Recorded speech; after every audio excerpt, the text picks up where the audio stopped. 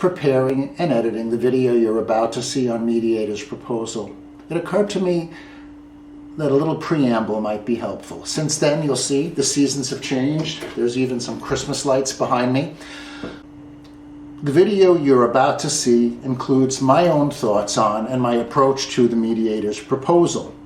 And I think it's important in any mediation for you to understand that mediator's approach to an proposal, because they vary.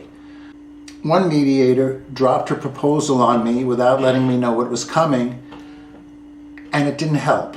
And I wasn't expecting it, and it did what I refer to in the upcoming video, kind of killed that mediation, when neither party at that point was willing to accept the proposal. And you can certainly tell any mediator that you only want a proposal if you ask for it. Now, on to the original video. All right, in this episode of From the Center Seat, I believe it's episode 7, I'd like to talk to you a little bit about the mediator's proposal. So let me share with you what my formula is, and believe me, it's not scientific, but after some negotiating, I have a pretty good idea what the range of settlement on this case could be. It's subjective, and I may be wrong.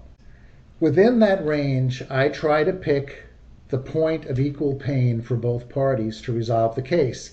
This is typically not the midpoint, but rather the point where I think both parties will have to go beyond their limits as perceived by me, the same amount to resolve the case, but still a number that I think is within the range and fair. The danger of the mediator's proposal is that it has the potential to end the mediation if not accepted by both sides. Basically, if one side accepts the proposal rejected by the other, they often, and somewhat understandably, deem themselves cloaked in reasonableness, in the imprimatur of the mediator.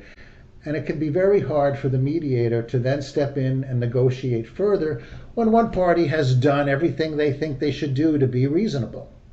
So that is perhaps the biggest downside of the mediator's proposal, that if it isn't effective, it can kill the negotiation. So I would say approach the proposal with care. One other thing that, from a mediator's perspective, is with some frequency, a party comes to me fairly early and requests a proposal.